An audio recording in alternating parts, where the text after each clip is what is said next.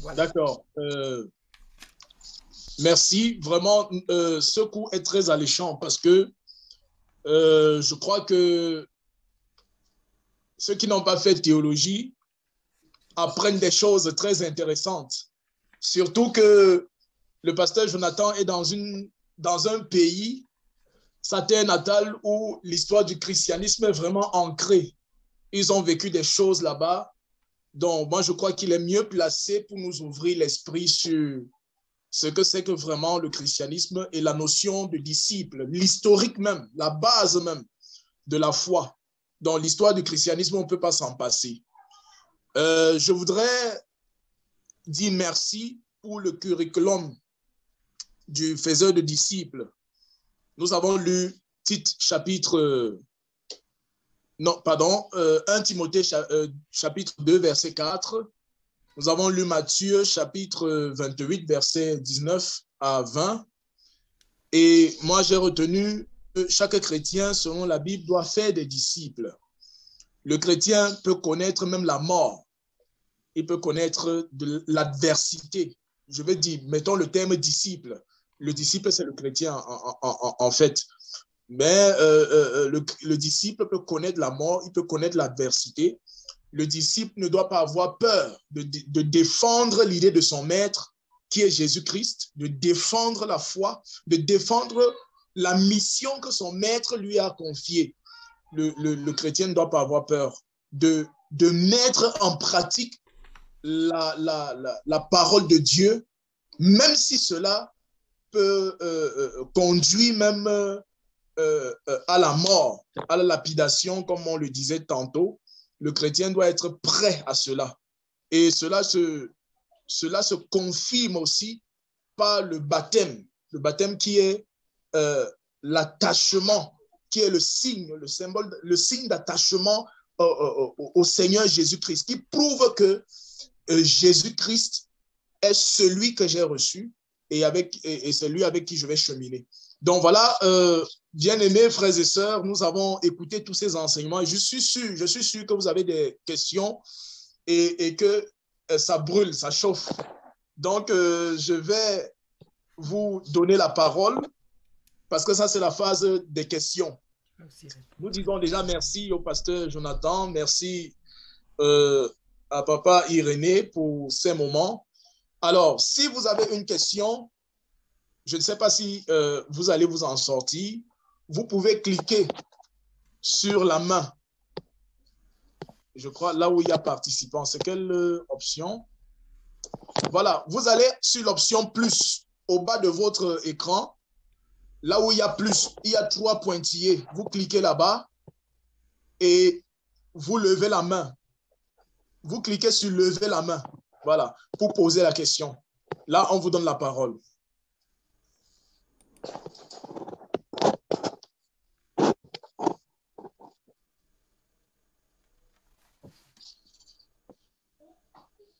C'est vrai que je vois déjà une main levée depuis. Il y a le frère Jifake, il y a le frère Martin qui peut être à la parole. Donc, si vous voulez prendre la parole, vous allumez votre micro et vous posez votre question.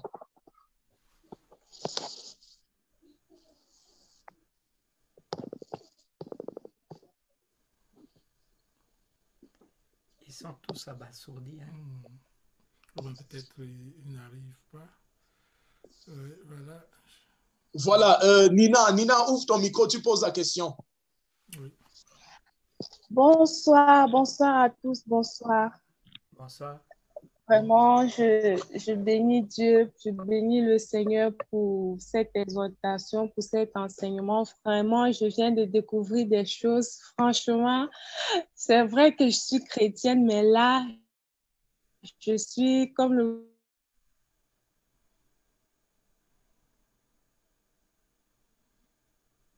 C'est la connexion. l'a dit, je suis vraiment touchée.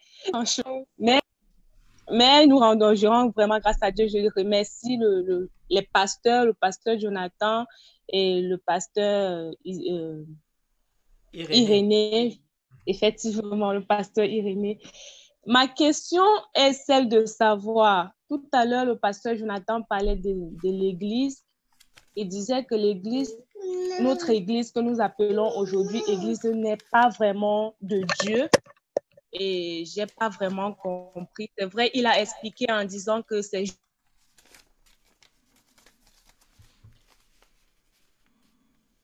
Ok, je pense que on n'entend plus la sœur, mais Jésus-Christ je qui a pense dit que qu'il la allait question est terminée. Où? l'Église, le piège baptiste. Oui. Oui, je D'accord. dis tout à l'heure, oui, vous avez dit que le Seigneur Jésus a dit, Pierre, tu es Pierre, et sur cette pierre, je bâtirai mon église. Donc, l'église que nous appelons aujourd'hui église n'est pas de Dieu. En fait, je n'ai pas compris, puisque dans la parole de Dieu, l'apôtre Paul nous recommande la communion fraternelle. Où, à quel moment et où exactement est-ce que nous allons donc vivre cette communion fraternelle si ce n'est pas dans les églises? Ok, c'est bien. Merci pour la bonne question. Merci. Très bonne question. D'accord, Nina, tu peux fermer ton micro pour éviter les interférences. Ok, le verset en question, on a Matthieu 16, 18. Matthieu 16, 18. Ok. Matthieu 16, 18. Ok, peut-être que la sœur va m'aider quand même. Ok, 18. Regardons ici. Et moi, je Attends. Ok. Cette histoire se rapporte à une conversation entre Jésus-Christ et ses disciples, n'est-ce pas? Et Jésus était en train de parler avec eux et il demandait à ses disciples, on peut se poser la question, est-ce que Jésus avait une crise d'identité, qu'il aille demander à ses disciples ce que les gens disent qu'il est? Est-ce que c'était une crise d'identité? Jamais, parce que Jésus savait clairement qui il était. Il voulait leur donner une leçon. Alors écoutez clairement. Jésus demande que disent les gens qui je suis? Et ils répondirent, les uns disent que tu es Jean-Baptiste, nous lisons verset 14. Jean-Baptiste, les autres Élie, les autres Jérémie ou l'un des prophètes. Et vous leur dit-il, qui dites-vous que je suis? Ok? Maintenant, nous voyons comment Simon-Pierre répondit, tu es le Christ, le Fils du Dieu vivant. Ok?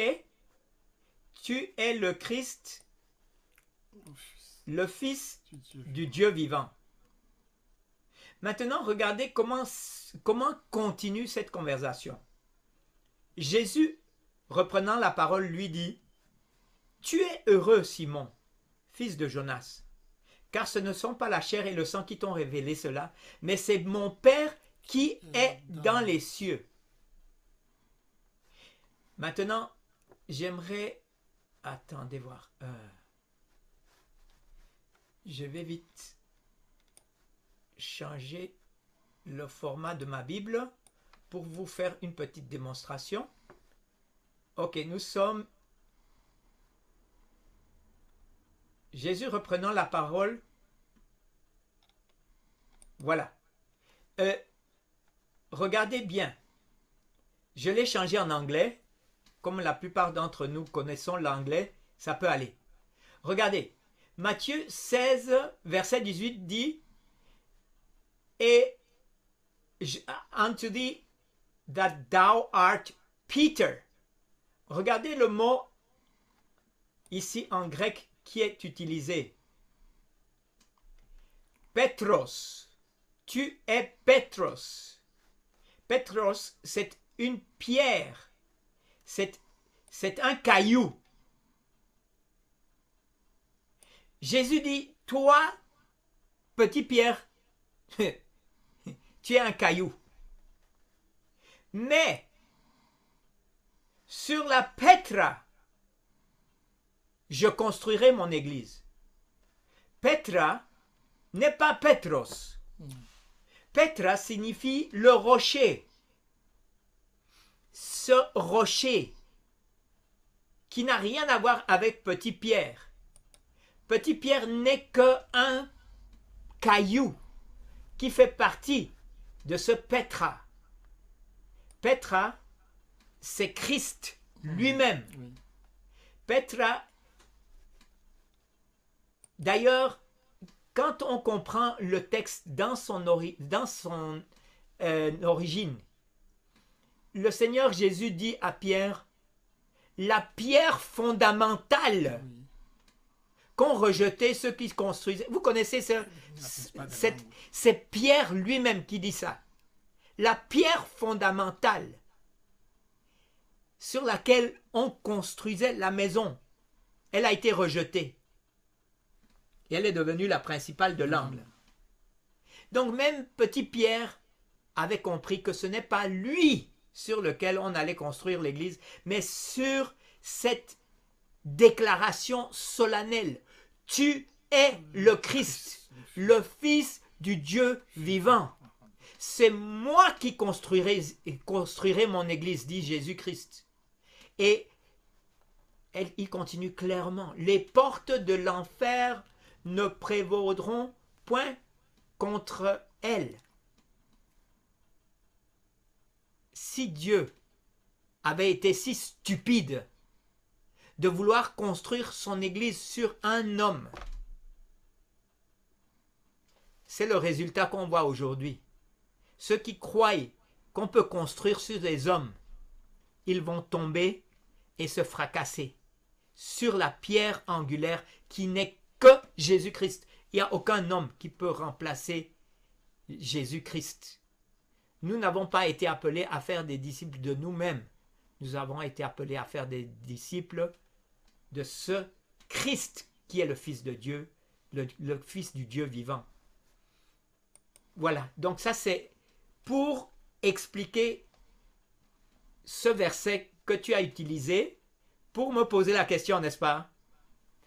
Maintenant, est-ce que l'église qu'on appelle église, mais qui est une dénomination, est-ce que Jésus, le jour du sabbat, où est-ce qu'il allait se rencontrer? Il allait dans une synagogue. Et une synagogue était un lieu de rencontre, tel que les églises qu'on appelle églises, les bâtiments qu'on appelle assemblées, ou ce sont des bâtiments où certains membres de l'église de Christ se rencontrent avec des gens qui ne croient pas vraiment ce que Jésus a enseigné. Donc, dans toute église, tu vas trouver des païens et des enfants nés de nouveau de Christ.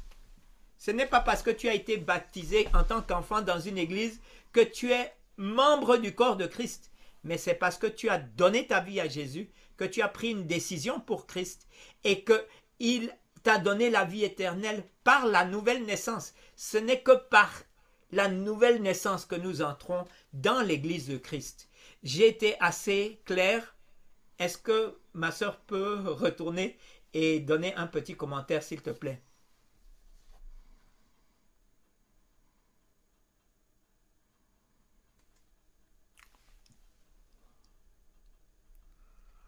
Ok. Elle est partie. Non, non, elle est en train d'essayer. Ok. Elle est là en bas. Ok. Voilà. Ça peut aller, maman? Oui, ça va. Merci beaucoup, merci beaucoup. Ben, je ne sais pas si je peux poser la deuxième question Vas-y, parce que j'en vas-y. avais deux en fait. Vas-y. D'accord. Bon, c'était par rapport aux dîmes. Par rapport aux dîmes, vous avez parlé des dîmes tout à l'heure, que c'est un homme qui a ramené l'histoire des dîmes dans l'église. Donc, Askia. je sais que dans la parole de Dieu, il est dit, Dieu a dit, amenez devant moi les prémices de vos récoltes, éprouvez-moi, mettez-moi ainsi à l'épreuve et vous verrez si je n'ouvrirai pas les écluses des cieux pour vous. Ok.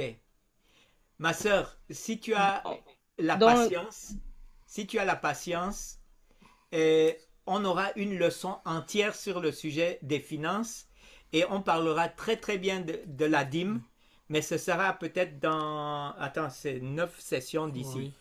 Oui, D'ici 9 sessions. Voilà, donc je, je vais simplement te dire que dans le judaïsme duquel est issue la foi chrétienne, n'est-ce pas, c'est basé sur l'Ancien Testament, nous voyons que il faut au moins 3 témoins pour consolider une foi fondamentale. Et très beaucoup d'églises ont bâti cette histoire qui est biblique. Je ne discute pas.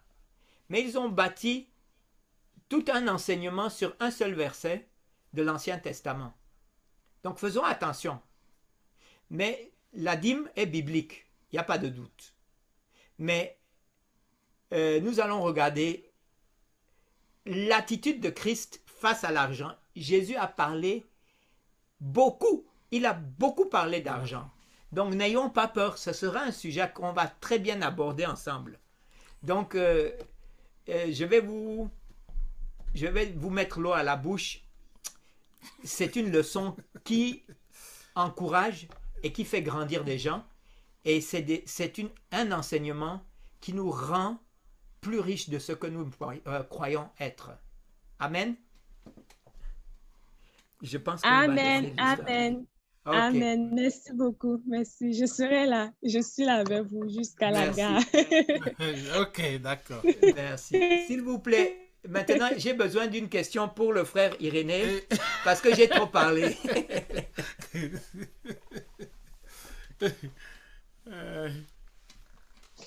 D'accord. Nous avons écouté attentivement. Et y a-t-il d'autres questions? Si vous avez une question, vous ouvrez votre micro et vous la posez.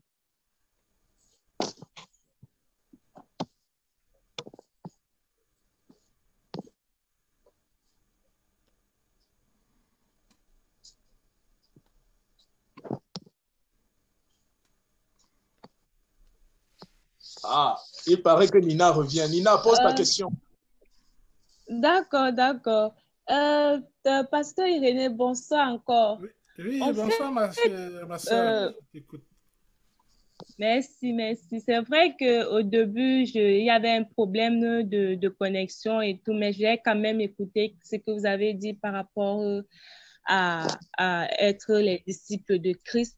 Et j'aimerais savoir, la parole de Dieu dit, comme le pasteur Jonathan vient de le dire, Jésus nous a donné une recommandation, une instruction, c'est de faire de toutes les nations les disciples. Ça veut dire qu'une fois que moi, par exemple, je reçois, je crois et que je suis baptisée, est-ce que je peux directement commencer à évangéliser, annoncer la bonne nouvelle pour pouvoir faire des autres les disciples de Christ? Et est-ce que j'ai le droit de les baptiser ou alors c'est réservé à, je sais pas, un certain type de personnes? Ok, merci, c'est une merveilleuse question. Désolé parce que tu n'as pas participé à la première session. Et à la première session, nous avons dit ceci.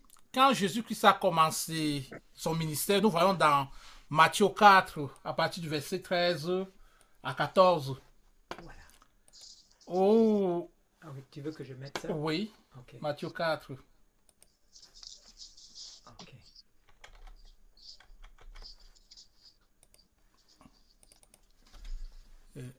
Matthieu 28. Oh, attends, c'est pas là, hein? Excuse-moi. Oui. Alors, j'ai prêt. Matthieu 4. Oui, Matthieu 4. Ok, oui.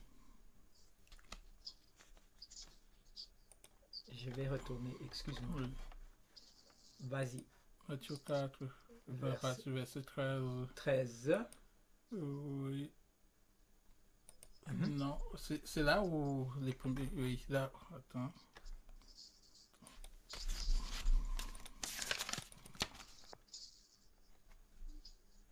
Oui, 18. Oui, 18. Voilà.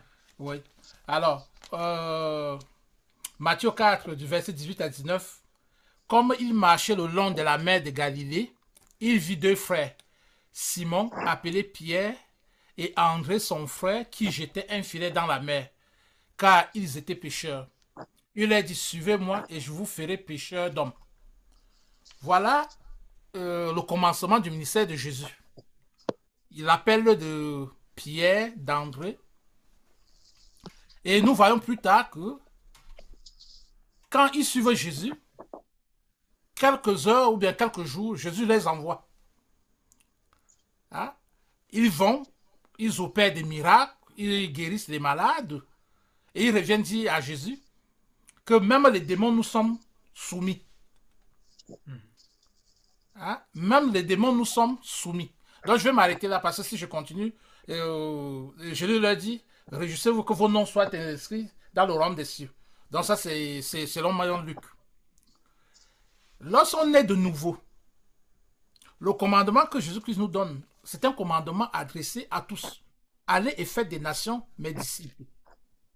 Si tu as décidé d'avoir cette grâce, hein, être disciple de Jésus, c'est un choix, c'est ce que nous avons dit, c'est une grâce et c'est une gloire.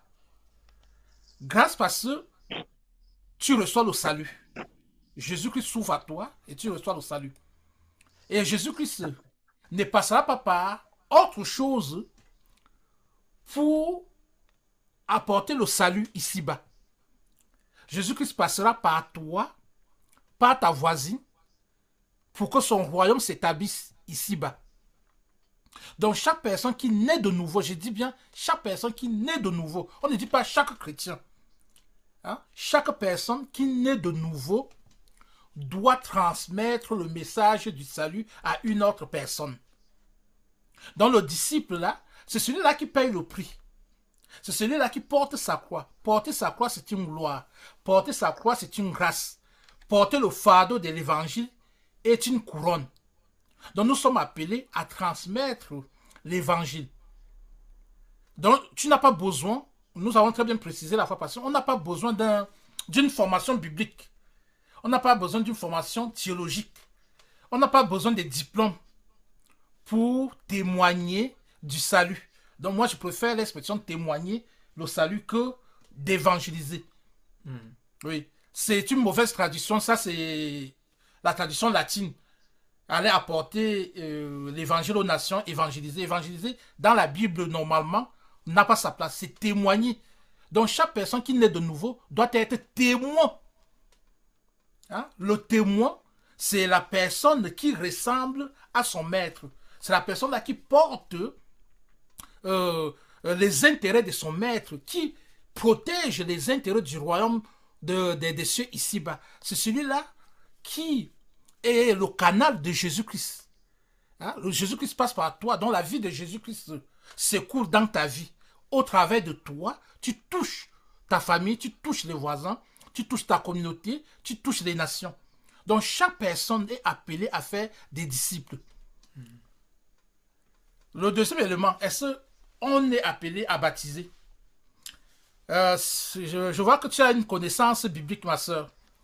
Nulle part est écrit que le baptême est opéré par le pasteur, par le prophète, par l'évangéliste, par je ne sais qui. Hein? Dans Matthieu 28, au verset 18 et au verset 20, allez et faites des nations des disciples. Baptisez-les au nom du Père, du Fils et du Saint-Esprit. C'est la commission, c'est le mandat à chaque personne qui est née de nouveau, à chaque personne qui est disciple de Jésus-Christ. Et dans 2 Timothée 2 au verset 2, je répète encore, aux hommes capables d'enseigner. Donc quand on parle de l'enseignement, c'est le transfert de connaissances, c'est bâtir quelqu'un, c'est donner manger à la personne, c'est donner à boire à une personne pour que la personne soit aussi capable de pouvoir donner aux autres. Nous sommes comme, le disciple est comme ces vases communicants qui reçoit de l'eau et qui laisse l'eau jaillir de sa vie pour que cette eau-là puisse étancher la soif de plusieurs. Donc, chaque personne est appelée à faire un disciple. Et le disciple est appelé à faire un autre disciple. Donc, je te donne même dans sur les actes, nous voyons à partir de acte 7 ou bien acte 6, acte 7, l'organisation de l'organisation ecclésiale où Pierre et Jean décident de s'occuper de l'enseignement et décident de choisir 7 sages pour les besoins de la communauté, parce qu'il y a eu un problème. Mais nous voyons quelque part que Philippe, qui était diacre, est touché par l'esprit qui lui dit, va dans le chemin du midi. Et Philippe obéit au Saint-Esprit, et le Saint-Esprit le dirige sur ce chemin où il rencontre l'eunuque éthiopien. Et l'eunuque éthiopien était à la croisée des chemins parce qu'il lisait le parchemin d'Ésaïe 53 et il ne comprenait pas. Donc l'eunuque fait une rencontre avec Philippe qui n'était que diacre. Je pose la question. Moi aussi j'étais dans beaucoup de communautés où le diacre est limité seulement à apporter les chaises. Oui, à apporter les chaises, à nettoyer, à préparer la Sainte Seine et tout. Mais on dit, le diacre Philippe, il a baptisé l'eunuque éthiopien. Et c'est là, au moment où l'eunuque éthiopien a été touché par le Saint-Esprit, il a reçu cette révélation. Le diacre, je pense que le diacre, peut-être, il a hésité, parce que c'est l'eunuque qui demande, voilà l'eau, qu'est-ce qui t'empêche de me baptiser? Et il descend du char, et il va dans l'eau, et il fut baptisé. Donc aujourd'hui, je pose simplement la question, est-ce Philippe, à ce moment-là, est-ce Philippe est allé demander aux apôtres à Jérusalem que voilà un païen qui a donné sa vie au Seigneur, est-ce qu'il faudrait que je le baptise? Il y avait une nécessité, il y avait cette passion qui brûlait dans le cœur de l'eunuque, et c'était une opportunité divine pour Philippe de témoigner Jésus-Christ. Il a obéi à cette commission, aller et faire des nations, mais d'ici baptisez-les. Il a baptisé l'eunuque.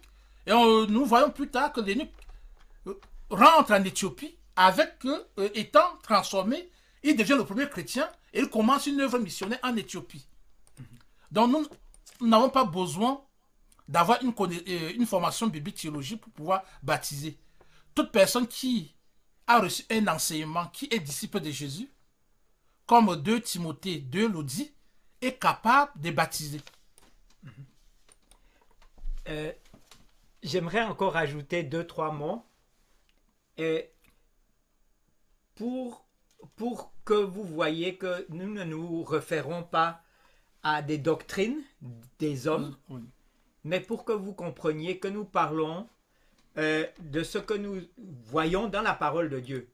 Regardons rapidement Jean 4, verset 1 et verset 2. Tu pourrais le lire, s'il te plaît? Le Seigneur sut que les pharisiens avaient appris qu'il faisait et baptisait plus des disciples que Jean. Toutefois, Jésus ne baptisait pas lui-même, mais c'était ses disciples. Alors, c'est qui baptisait? Est-ce que c'était Jésus? Non, c'était ses disciples. Et regardez maintenant, je vais vous faire passer un verset dans 1 Corinthiens 1, verset 15. Et regardez, lis-moi ce verset, il est très intéressant. C'est Paul qui s'adresse aux Corinthiens. 1 Corinthiens 1, verset 14. Je rends grâce à Dieu de ce que je n'ai baptisé aucun de vous, excepté Crispus et Gaius, afin que personne ne dise que vous avez été baptisés à mon nom. Ça, c'est Paul. Alors, c'est qui baptisait? Paul a fait tant de convertis, il a gagné tant de gens pour Christ, mais il ne baptisait pas les gens là. Pourquoi? Ce n'était pas l'affaire de l'apôtre, c'était l'affaire des disciples, des gens qui aidaient. Parce que le baptême n'a rien à voir avec celui qui baptise, il a affaire avec celui qui se laisse baptiser. C'est toi qui prends la décision de mourir avec Christ et d'être ressuscité avec Christ. Donc c'est une décision personnelle, c'est un pas dans la foi. J'aimerais qu'on quitte ce sujet pour aujourd'hui, à moins que quelqu'un d'autre ait une question encore plus forte. Merci. Oui,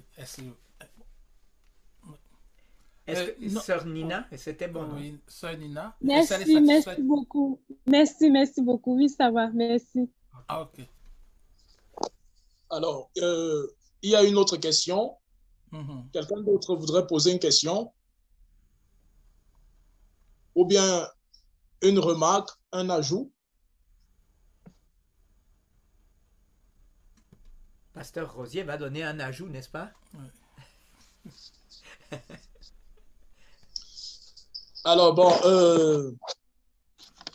le frère, il y a le frère Jifakwe, on ne l'entend pas alors qu'il était, dès le début, on l'a vu avec la main, mais bon. Ah, d'accord. Bon, je voudrais tout simplement revenir sur un point. La première question que Nina a posée concernant l'Église. En fait, je voudrais tout simplement dire qu'il ne faut pas confondre l'Église événement et l'Église bâtiment.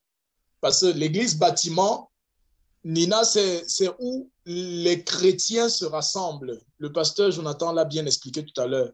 Les chrétiens se rassemblent pour communier, pour prier, pour se fortifier dans la foi en Jésus-Christ. C'est le lieu où l'ensemble des enfants de Dieu se retrouvent pour pouvoir s'édifier afin de sortir pour la mission, pour faire grandir l'Église événement. C'est-à-dire l'Église événement, c'est l'ensemble des enfants de Dieu. Tous ceux qui ont reçu Jésus-Christ comme Sauveur et Seigneur, c'est ça qui forme l'Église. L'Église n'est pas le temple. L'Église, le temple, c'est le lieu où l'Église se retrouve. Donc, ça, c'est ce que moi, je voulais apporter comme ajout. Et maintenant, être témoin de Jésus-Christ. J'ai une question. Ma question, parce que je suis sûr que peut-être cela taraude l'esprit des uns et des autres. Tous sont-ils pasteurs? Tous sont-ils prophètes?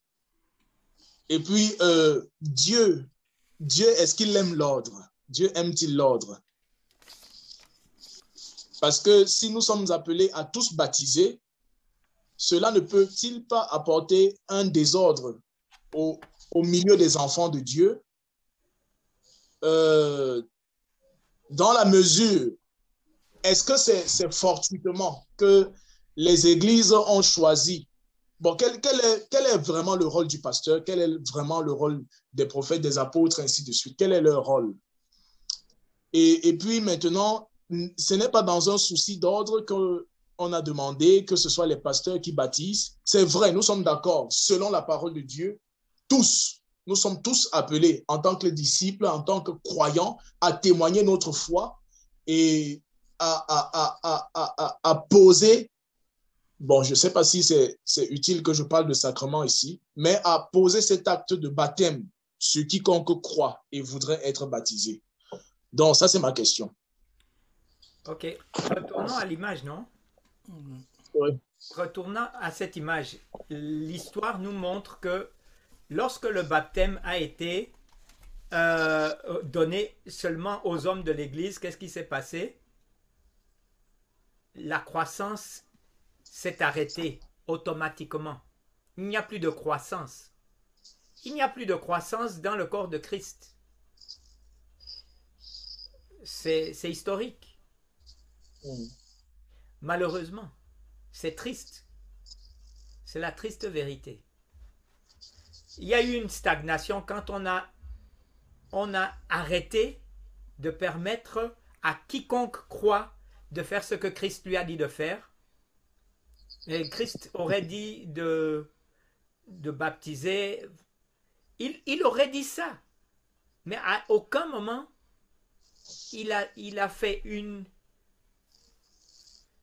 différenciation entre qui devait baptiser. C'est lui-même qui s'abstenait de baptiser, et probablement pour la même raison que Paul s'abstinait de baptiser. Parce qu'il disait, il faut baptiser les gens, ceux qui croient. Irénée, peut-être tu ajoutes quelque chose.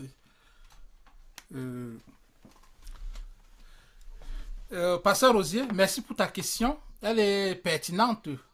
Bon voilà, j'ai appelé Pasteur Rosier à cause de ta casquette. À l'école, tu as appris les lettres pastorales de Paul, les lettres pastorales à Tite, c'est l'organisation ecclésiale, n'est-ce pas? Nul dans les lettres pastorales de Paul, fait du baptême la chasse gardée des pasteurs. Hein? Rien n'est dit. Hein? Si on lit bien les lettres pastorales qui sont destinées aux églises, le baptême ou bien les sacrements, ce ne sont pas les pasteurs. Il a dit, je te laisse là pour que tu organises la communauté, que tu choisis des personnes fidèles qui ont une certaine probité morale. Il le dit à Tite, il le dit à Timothée et tout. Il ne parle pas du baptême.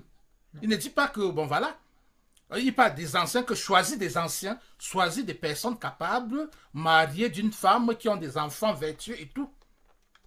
Un autre élément, le souci d'ordre. Nous voyons déjà, dès le commencement, dès la création, Dieu est un Dieu d'ordre. Et ne pas respecter le commandement, c'est aussi créer du désordre, parce que la grande commission, le mandat dans Matthieu 28, du verset 18 à 20, c'est un ordre. Hein? C'est une mission, c'est un devoir, c'est une obligation. Hein? C'est un ordre. Allez et faites des nations. Si Jésus-Christ avait voulu faire de la mission une institution, là on aurait compris que le baptême et le baptême et peut-être la Sainte Seine étaient seulement attachés aux 12 apôtres. Mais nous voyons que déjà dans les actes des apôtres, qui sont en principe les actes du Saint-Esprit, les actes de l'expansion de l'Église au travers du Saint-Esprit, nous voyons que Paul n'a pas été baptisé par les apôtres. Hein? Là où il a fait la rencontre sur le chemin de Damas, et puis Dieu l'envoie, c'est cet homme devenu lui parler, c'est cet homme-là qui baptise Paul. Est-ce qu'il était ancien? Est-ce qu'il était diacre? Est-ce qu'il était pasteur? Non, Ananias n'était pas pasteur. Hein? C'est un homme de foi, tout simplement. Hein? On peut lire dans Acte 5, à partir du verset... Ah, ok. Oui, c'est bon. Acte 9, à partir du verset 10. Or, il y avait à Damas un disciple nommé Ananias. J'aime cela. On dit à Damas, il y avait un disciple, on ne dit pas qu'il y avait un pasteur, qu'il y avait un prophète, qu'il y avait un évangéliste. On parle des disciples. Et... Attends. Oui, acte 9, verset 10. Oui, c'est... Ici, voilà. Oui, Ananias. Attends, oui. Je vais le montrer. Oui, ben tu peux envoyer. Voilà, on ne veut rien dire sans que vous pouvez étudier vous-même et contrôler. Alors, or, il y avait à Damas un disciple nommé Ananias. Le Seigneur lui dit dans une vision, Ananias, il répondit, me voici, Seigneur. Et le Seigneur lui dit, lève-toi, va dans la rue qu'on appelle à droite et cherche dans la maison de Judas un nommé Saül, ou bien un nommé Saul de Tarse, c'est bien. Seigneur, j'ai appris de plusieurs personnes. Non, car il prie. Oui, car il prie et il a vu en vision un homme du nom d'Ananias qui entrait et qui lui imposait les mains afin qu'il recouvrât la vue. Ananias répondit, Seigneur, j'ai appris de plusieurs personnes tous les mots que cet homme a fait à tes saints dans Jérusalem. Et donc, moi je continue. Moi je vais là où il fut baptisé. Voilà. Puis, oui. C'est ici, je crois. Non? Attends. Ah non, là. Il recouvra la vue. Oui.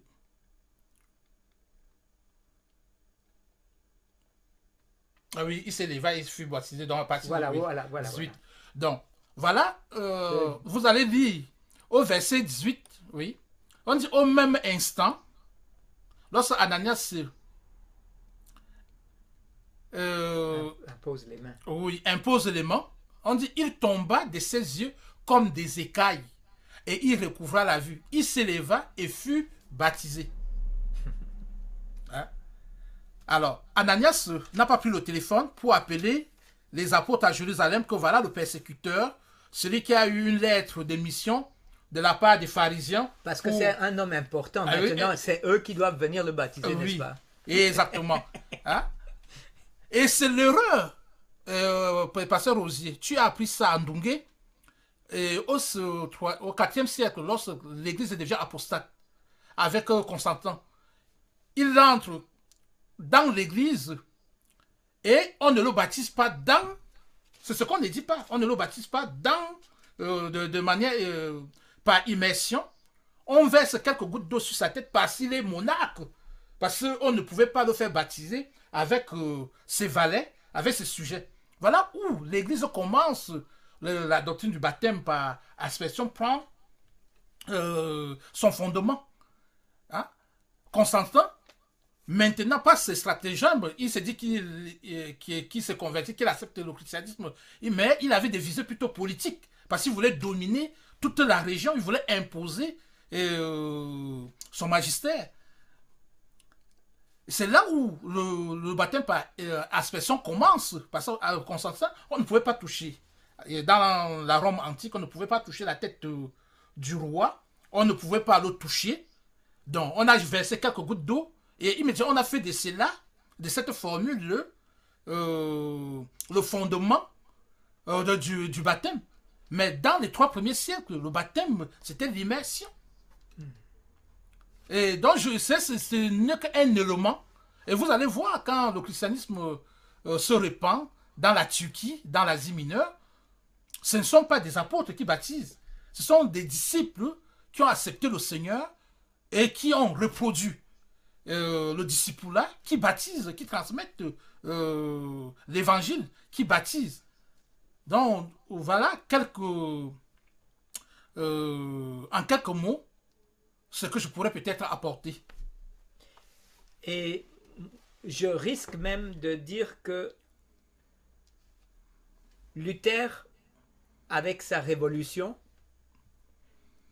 il n'a pas touché au baptême. Et c'est probablement une des raisons pour lesquelles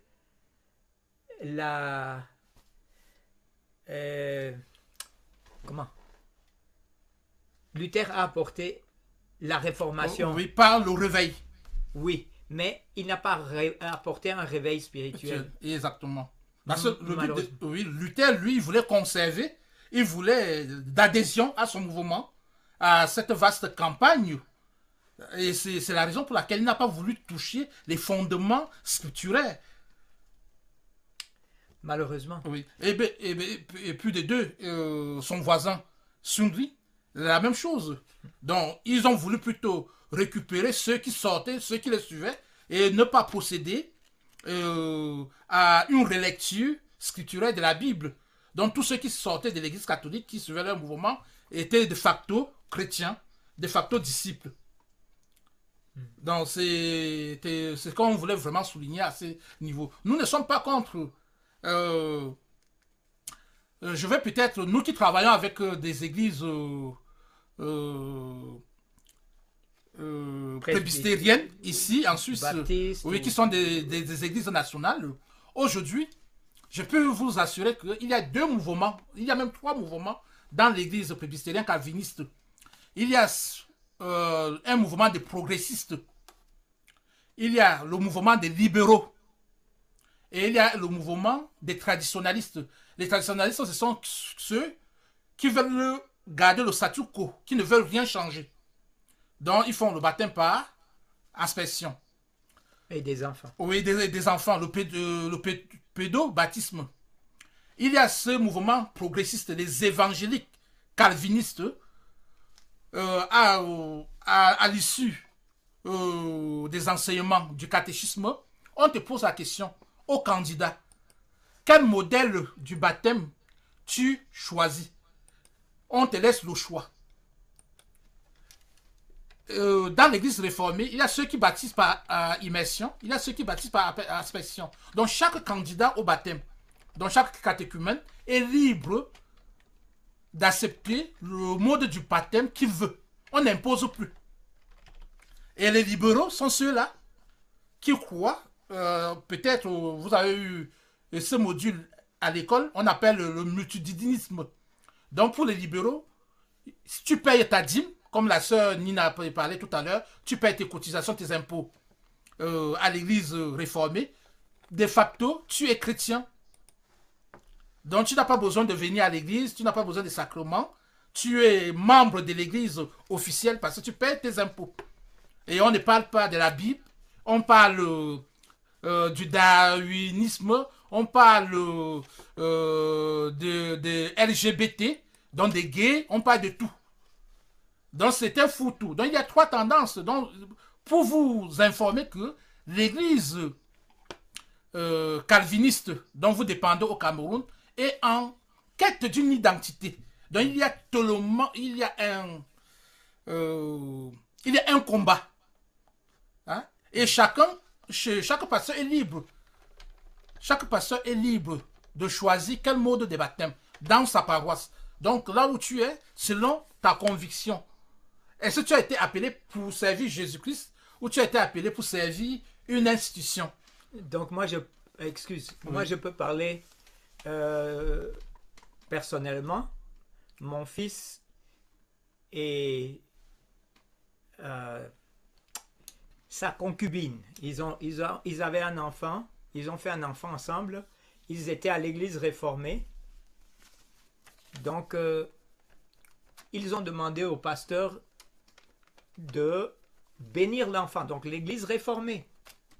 Et le pasteur a accepté. Donc le pasteur réformé est obligé d'accepter ce que les parents veulent.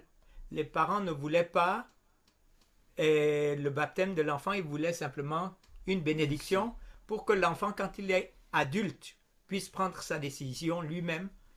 Et le pasteur a dû accepter.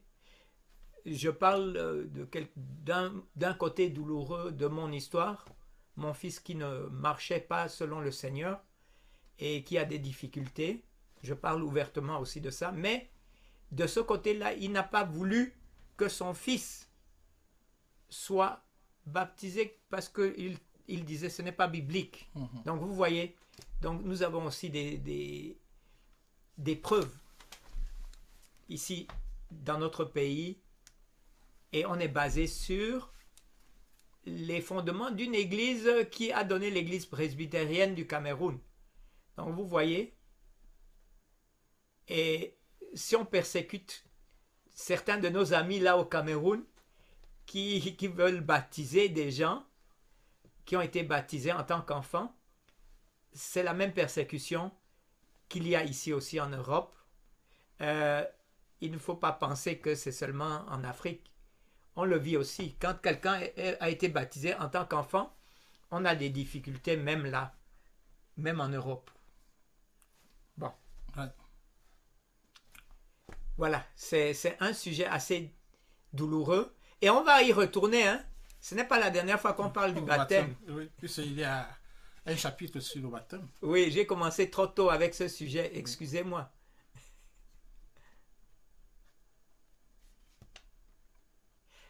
Micro.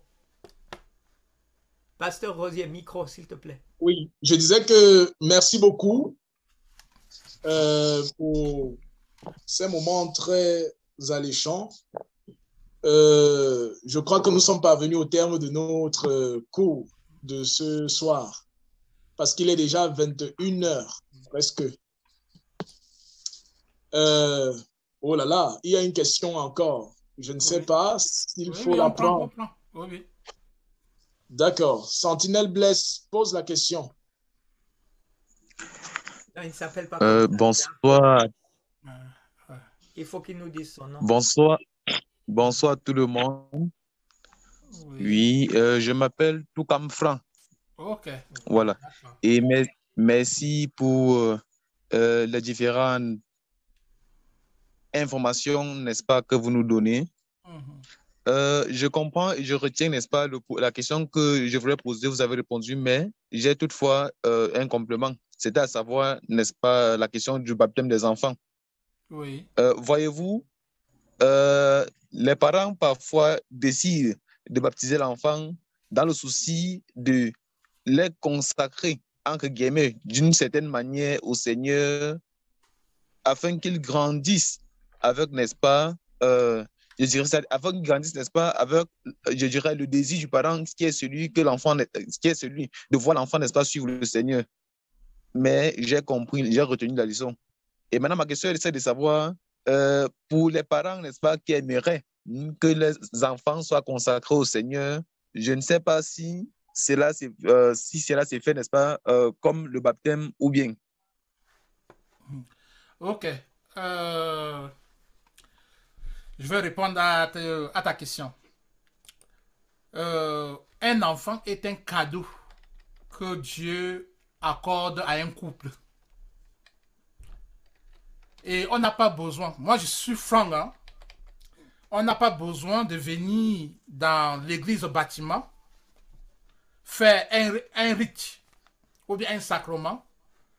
Le papa et la maman, à la maison, avec les parents, avec des amis, peuvent organiser une soirée d'action de grâce, une journée d'action de grâce et consacrer l'enfant au Seigneur Jésus-Christ. On n'a pas besoin d'aller vers... Et c'est là le but du curriculum des faiseurs des disciples. Donc ne faisons pas du pasteur celui vers qui le ciel est ouvert, qui doit décider dans la vie spirituelle des enfants de Dieu.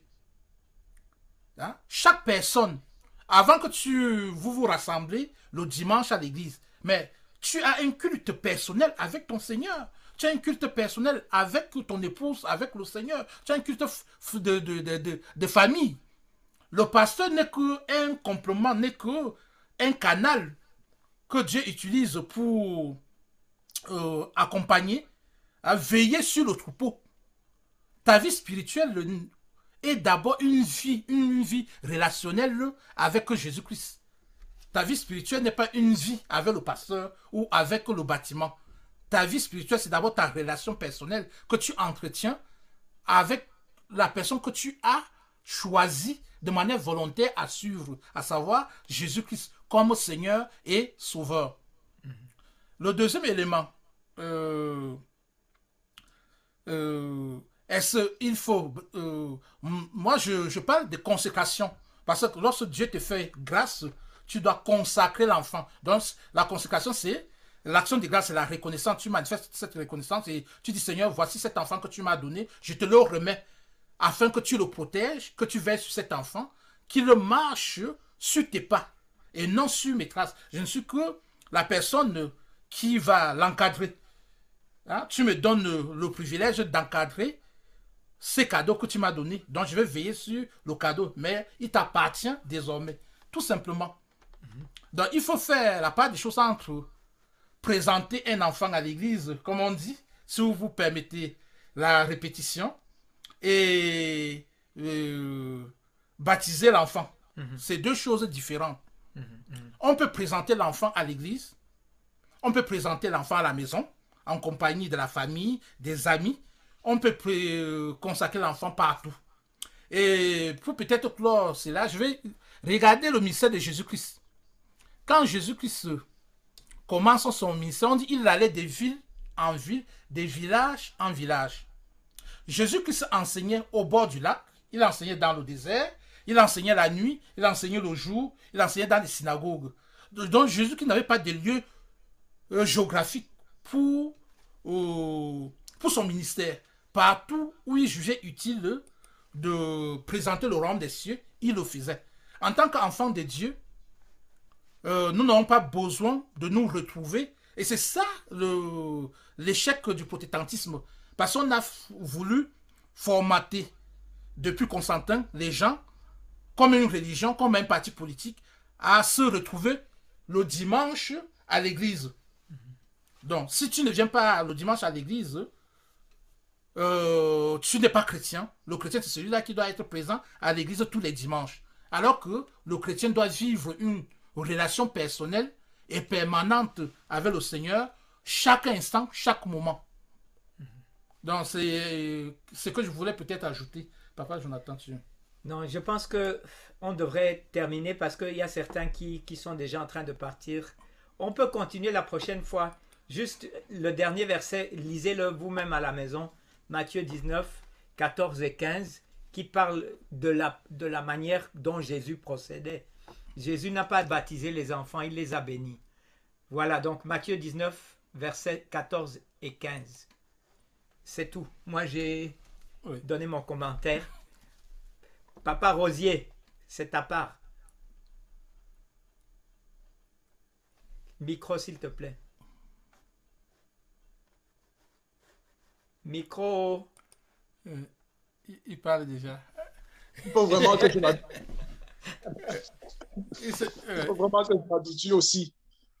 Je remercie vraiment tous les participants de ce soir.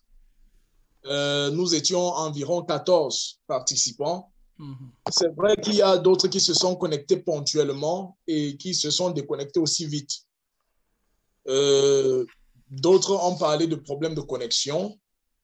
Il faut dire vraiment que nous avons un problème de réseau ici au Cameroun. Il y a des gens qui n'arrivent pas.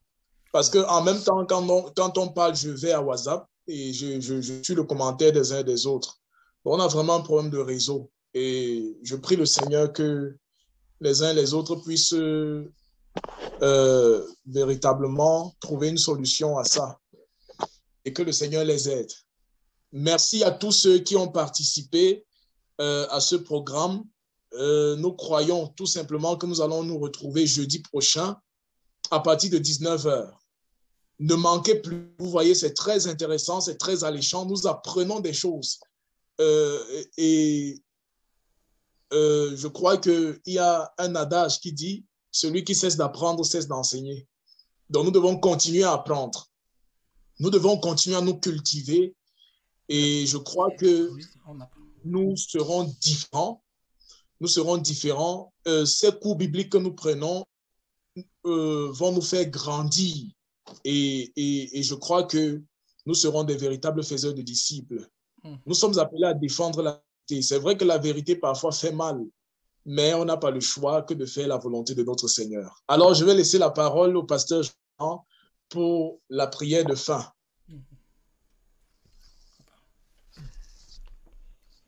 Père Céleste, je te remercie de ce que tu ne nous as pas laissé sans que tu, par ton Saint-Esprit, tu aies gagné des gens qui ont mis sur le papier les paroles que tu as prononcées, les œuvres que tu as faites, basées sur la parole de l'Ancien Testament. Seigneur, tu as fait des miracles en sorte qu'on nous a rapporté ces choses si importantes pour nous faire grandir dans la foi, ces choses si importantes pour nous donner des directives, pour nous montrer quel chemin suivre. Et je te remercie, Seigneur Jésus, mais que tu n'es pas un Dieu du désordre, mais un Dieu de l'ordre. Et nous voulons vraiment apprendre à te suivre dans l'ordre, dans ton ordre, pas dans cet ordre que nous pensons qu'il est l'ordre, mais cet ordre que tu as décidé, toi, Seigneur Jésus, de donner dans nos vies, qui est de te suivre tous les jours, Seigneur. Et j'aimerais te demander, Seigneur, que tu protèges les paroles que nous avons prononcées ce soir. Nous n'avons pas voulu faire du mal à qui que ce soit, mais nous voulons gagner des hommes et des femmes à ce qu'ils se baisse un peu plus et qu'il commence à voir ce qui est écrit dans la Bible, qui est ta parole, qui nous forme. Toute écriture est inspirée de Dieu et utile pour enseigner, pour convaincre, pour corriger, pour instruire dans la justice, afin que l'homme de Dieu soit accompli et propre à toute bonne œuvre. Merci Seigneur. Amen. Amen. Ok, merci. Amen. Amen. Voilà, voilà. Amen. Bonsoir à Franck, bonsoir à Irénée, Maoundé, bonsoir à Mengue et So, Bernadette, bonsoir à Nina, bonsoir à Jifake, bonsoir à Sidonie, bonsoir à tout le monde. Tous ceux qui ont participé, que Dieu vous bénisse abondamment. On se retrouve jeudi prochain à 19 h. Ne manquez pas. Invitez vos proches, invitez ceux que vous nous avez demandé d'ajouter dans le forum. Encouragez-les à pouvoir suivre ces cours. C'est intéressant, c'est important. Vous allez revoir le programme à YouTube. Le pasteur Jonathan va publier dans le forum salle de classe et vous pourrez revoir ce programme à YouTube. Que le Seigneur vous bénisse et bonsoir à tout le monde. Merci. Merci. Merci. Bonne soirée à tous. Amen. Merci. Amen. Bonsoir. Bonsoir, bonsoir. Bonsoir. Wow.